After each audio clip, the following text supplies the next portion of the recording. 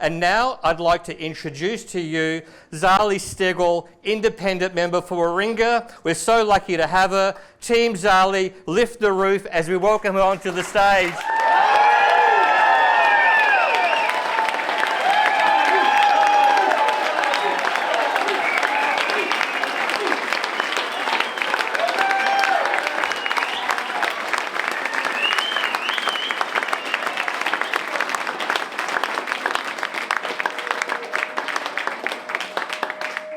Thank you, everyone. It really is so amazing to be here.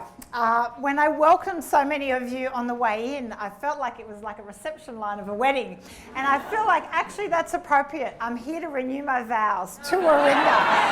I am absolutely committed and so excited that we are on this journey together.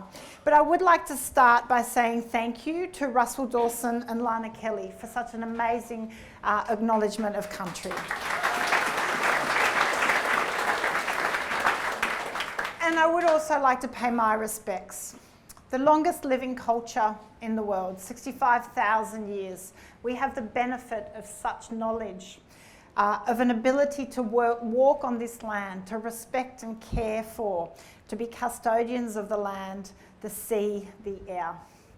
And we need to learn to do it better, to work with them, to walk with our Indigenous culture and really respect and appreciate the care they took of this land, because we can do so much better. If I could also acknowledge my team. So it's a very big team, and I feel like we are a very big family. But first and foremost, my team at the electorate office. They have worked so incredibly hard. They are here tonight to enjoy, to celebrate. I felt very much 3 years ago, that day after the election, the euphoria and the celebration, but then the job at hand. And it was the start line of what was going to be a 3-year marathon to make sure we could deliver for Warringah. And at every turn, it's the team, all my staff at the office that have absolutely delivered above and beyond. They are the voices on the phone when you have a query.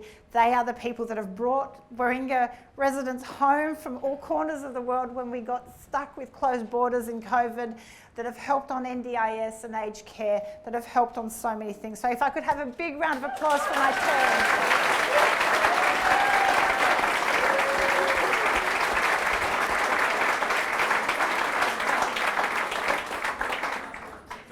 Roden, thank you so much, obviously, for your lovely words tonight, but also for being that volunteer part of Team Zali, but also for that focus on technology and innovation. Lane Beach, I've known Lane for so many years. We were jostling around the sporting arena back in the 90s. It feels like a long time ago. We were actually Eagles Angels together. It was a long time ago. But if there's one thing, we have so much in common, and I've always admired her for her passion, her ethics, her integrity, but absolutely most and foremost is her love of our environment, of our oceans, where she, is so at home. And so it is such an honour and privilege that Lane could come and speak tonight and really lend her voice to the fight that we do have to protect our environment and protect our oceans. So thank you, Lane.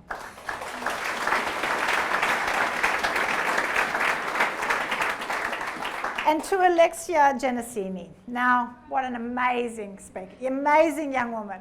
And it has been such a privilege over the last 3 years to meet so many of our young people in our community. We have such a duty of care to their generation for what kind of environment we leave them. I strongly disagree with the Australian government and the Minister for the Environment. We do have a duty of care. We are the generation...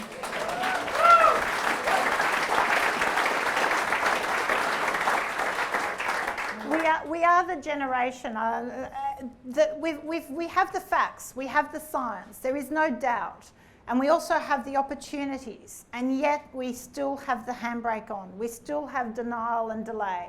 And for your generation, it is so important that we all find our courage, be brave, speak up. We absolutely must change our politics. We need to change how policy is made. We need to get to consultative, collaborative politics so we put forward solutions. So thank you, Alexia, for being that new generation.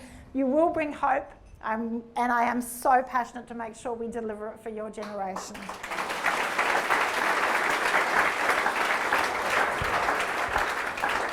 So it's hard to believe that it's only 3 years ago. It has been a busy time, I have to say, between bushfires, pandemics, floods. We really have had a lot of curveballs. But I've been so incredibly proud of Warringah. Warringah has absolutely just stepped up at every turn when it's been about supporting our local businesses, when it's been about helping one another and neighbours, taking care of each other. We have one of the highest vaccination rates. We have complied with so many rules and lockdowns at great cost. But at every turn, I have felt so supported by Warringah that everyone here is so committed. When we introduced the climate change bill, because I promised to be a climate leader, so we have to put forward solutions. The climate change bill has had support from every electorate in Australia. We have had nearly 100,000 signatures. So many people adding their voice. 6,500 submissions at the inquiry in support. We were able to bring together, for one of the first times, environmental groups, unions, business council, industry groups, farmers, bring them all together to acknowledge that we need better policy and that we can do it. And so that is your achievement, Warringah. The team, all of you here, you made it possible to put forward that solution. And I can assure you, it is number one on my list of to-do in this next parliament.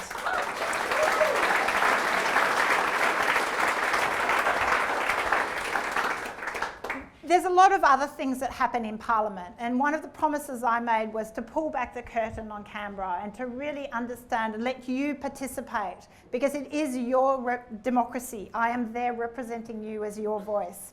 We were able to put forward so many other things, amendments when it came to Export Finance and Insurance Corporation, Clean Energy Finance, Northern Australia Infrastructure Facility. And at every turn, where all those amendments that I put forward were to try and restrict spending to net zero, at every turn we had the major parties collude and vote to continue funding fossil fuels.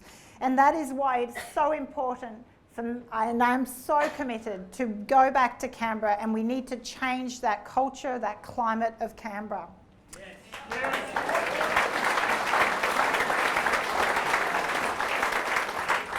As Lane said, the power of community was on show when we got rid of PEP 11, right? This was a terrible idea. This was oil and gas extraction off the coast from Newcastle to Manly. Whenever people became aware of such a project, they were absolutely shocked that there could be any government that would think that is a good idea. And despite lots of promises along the way, it wasn't really moving. And I had that horrible sense that this was going to linger until a new election, and then it would actually be implemented. So by introducing the bill to stop PEP 11, we put the kind of pressure on existing MPs to make this go away. So that is your win, Warringah. That is a win for the community and shows how effective you can be.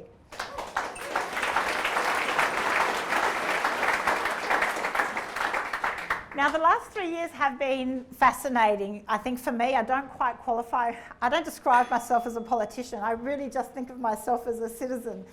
But when I look at the lies, the lack of integrity, I think the absolute lack of fiscal discipline, I think there is a high level of corruption. We are sliding on the International Corruption Index. We need to do better. There is a responsibility in that place in Parliament. And that has to come from a code of conduct for parliamentarians. It has to come from a Federal Integrity Commission. It has to come from more accountability. At the moment, we only have a body like the Auditor General to keep track of where your money is spent. And it is after the fact that we find out of rorts and gross abuse and misspending of public money. This has to stop. It has to change. And that is absolutely my pledge to you.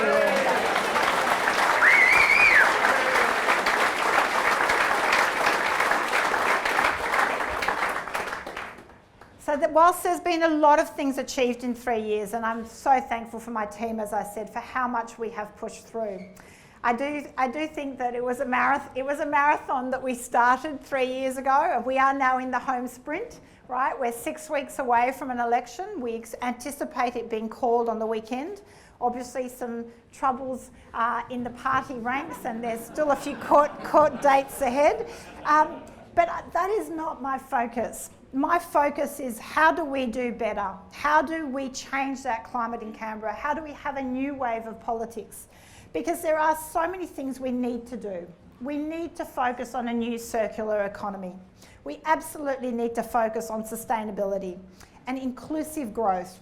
We need innovation, research and development. I was astounded by how little attention the budget speech gave to those issues. And then when we talk of climate, now 35-minute speech in Parliament, and we had 55 seconds on climate, the biggest challenge of our time. And this is with a backdrop that over the last 3 years, the bottom line has been over $10.3 billion to emergencies, from the bushfires to the floods, right? And that is without even putting a price, because you cannot calculate the emotional and the human price of these disasters. The communities on the East Coast that are devastated, they've now had 2 floods in a matter of weeks. These are not 1 in 500-year events, right? You have to call that rubbish out. These are regular events. The latest IPCC report made it very clear. These events are going to increase in frequency and in intensity, and governments of all levels, be it local, state or federal, will not cope. And to you, communities will be left exposed, and that is not acceptable. I absolutely am committed that we have to change that. We can turn it around.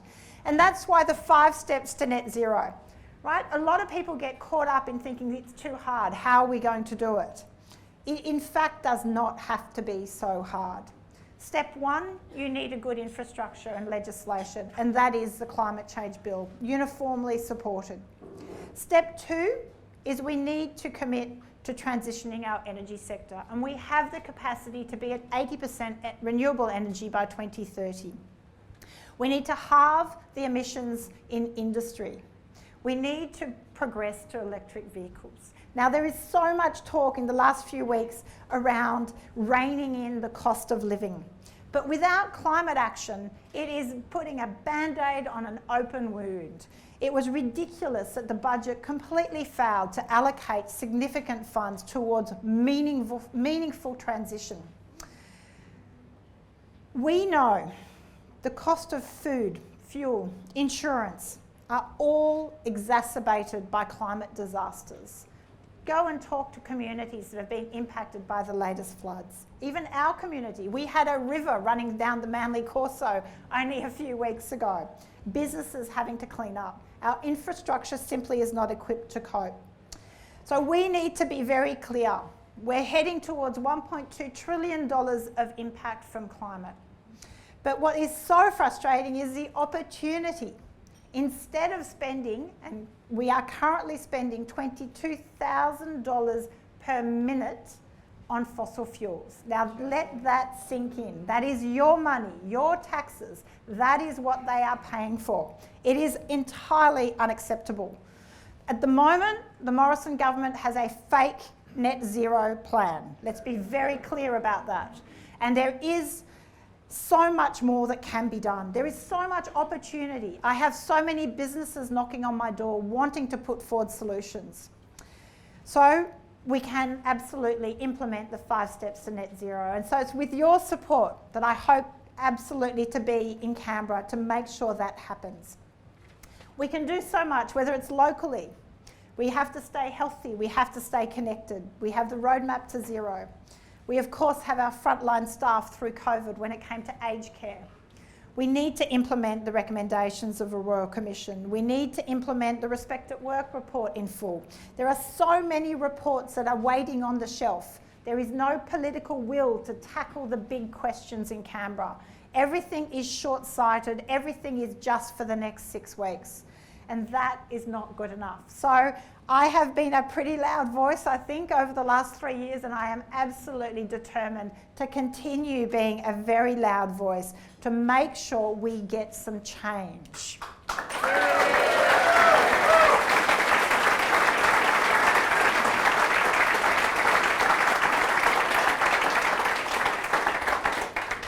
So here we are.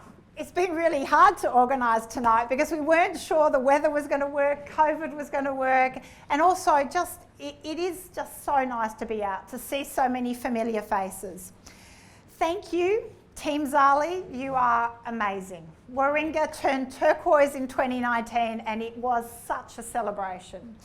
Now we have had, I think we're about 6 weeks left into our 3-year marathon, and you have all made it possible. So I have to just say very, very heartfelt thank you.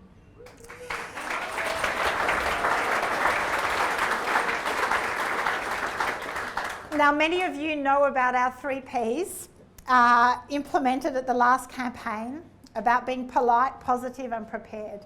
But for this year, I think we'll add a 4th P, and that's to be purposeful. Because we are at a time where it is so important that we make sure everyone realises that your vote counts. Your voice, your vote counts. And we absolutely need to make sure that happens. It's your passion and your commitment to a better future that absolutely turned Warringah independent. And I don't think there's any looking back. In fact, we started a new wave of politics around Australia to make sure that we do change that climate. In my first speech, I said one person can't do everything, but we can each do something. And together, I strongly believe we can do anything. You have inspired so many electorates to rethink politics, to get involved, to make a difference, and make sure that every vote counts. So thank you so much for tonight. I hope I can get around and see as many of you as possible. It's going to be an exciting time. The next 6 weeks are where we are really going to show the nation that Warringah is truly independent and truly turquoise. So thank you and have a great night.